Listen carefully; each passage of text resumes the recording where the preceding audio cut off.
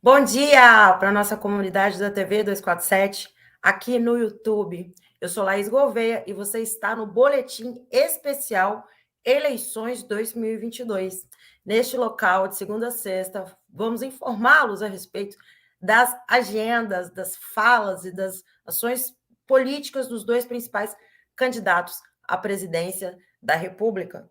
Hoje, nós vamos aí citar principalmente a participação de Jair Bolsonaro no Jornal Nacional. Participação essa repleta de mentiras, manipulações, teve panelaço, ocorreram aí várias movimentações políticas. Vamos falar sobre isso, vamos falar sobre a agenda de Lula também e sobre aí as ações dos dois principais candidatos nesta terça-feira. Então temos aí bastante assunto e vamos começar com o assunto quente, que foi aí os panelaços que ocorreram no Brasil, em diversas regiões do país, durante a participação de Jair Bolsonaro no JN. Então, os panelaços explodem pelo país durante a entrevista de Bolsonaro no JN. Então, aqui é um vídeo do panelaço em Copacabana, zona sul do Rio de Janeiro.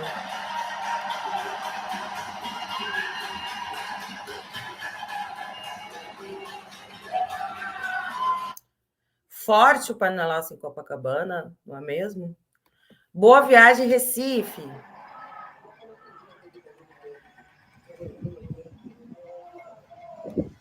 Também ocorreu panelaço.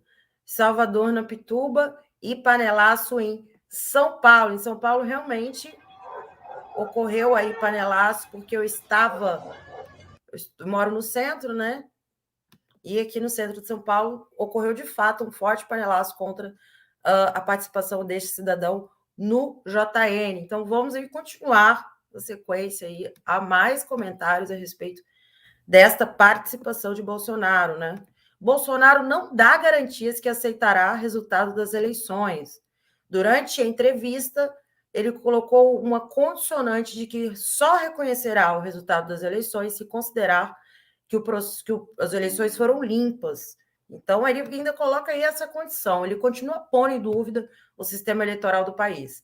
Serão respeitados os resultados das urnas desde que as eleições sejam limpas, afirmou o ocupante do Planalto, como se, né, o processo aí garantido, aí estabelecido das urnas eletrônicas trouxesse algum tipo de desconfiança. Então, é nesta tecla que Bolsonaro continua insistindo, e essa foi a sua tática no Jornal Nacional, né, de mais uma vez colocar em contestação este processo, inclusive o processo, que exemplo, né, a urna eletrônica brasileira é um exemplo de garantia aí, de segurança.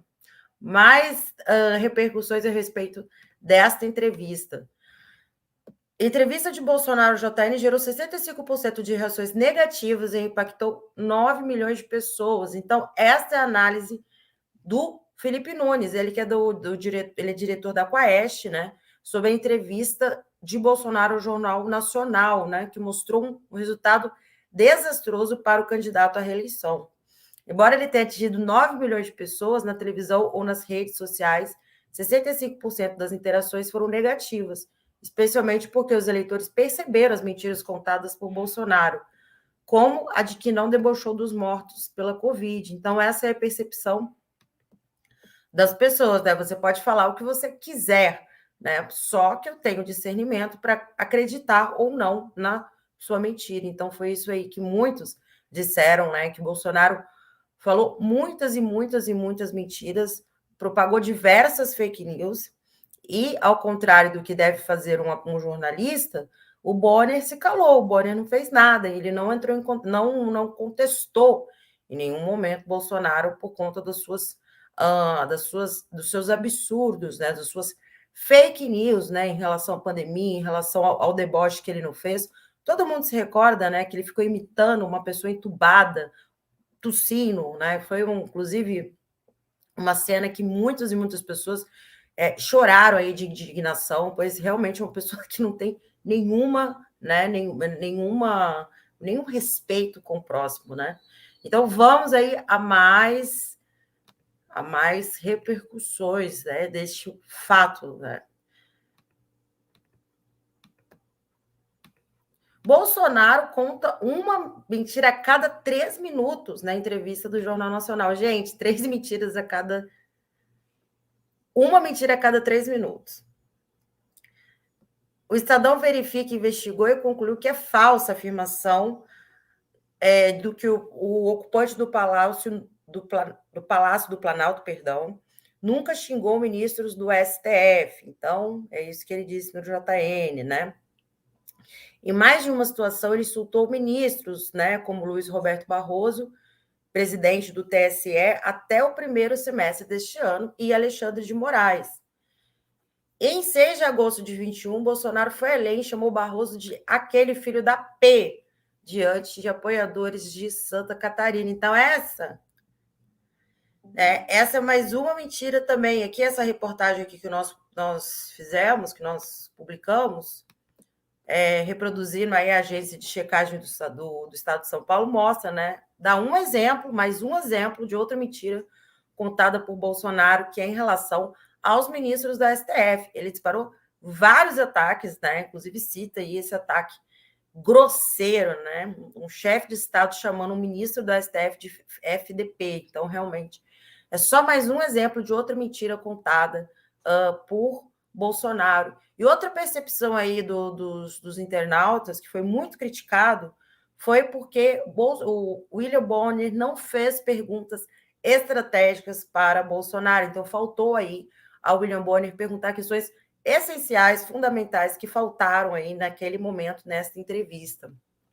Bom, vamos mudar de assunto, vamos falar sobre a agenda dos candidatos hoje, gente. Vou compartilhar com vocês aqui o que temos para hoje de bateção de perna dos candidatos. Bolsonaro, às 9h45, participa da cerimônia de abertura do Congresso Aço Brasil, em São Paulo. Então, às 17h, ele participa de solenidade de chegada da relíquia do imperador Dom Pedro I em Brasília. Aliás, muito criticado, né? Muito criticado essa operação aí deste coração, né? Do trânsito deste coração de Portugal para o Brasil, está sendo extremamente criticado nas redes sociais esta operação do governo, né? E o Lula, às 18h, tem um encontro com empresários do setor da construção civil em São Paulo. Então, essa é a agenda dos principais candidatos. E vamos falar sobre Luiz Inácio Lula da Silva, porque ele também está em agenda, né?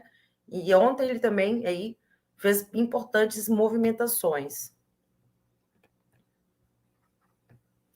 Lula promete retomar política externa soberana que não fala grosso com vizinhos, nem fala fino com os Estados Unidos. O lançamento do livro Brasil no Mundo, 8 anos de governo Lula, no Memorial da América Latina, reuniu ex-ministros, representantes de partidos políticos, personalidades de diferentes áreas e lideranças de movimentos sindicais e sociais, no que foi um evento de memória e reconhecimento das muitas ações do governo Lula, quando as relações internacionais se davam a partir de uma postura ativa e altiva no Brasil. Exatamente, estamos falando de, né, ali, inclusive o Celso Amorim aí, com o Lula, né?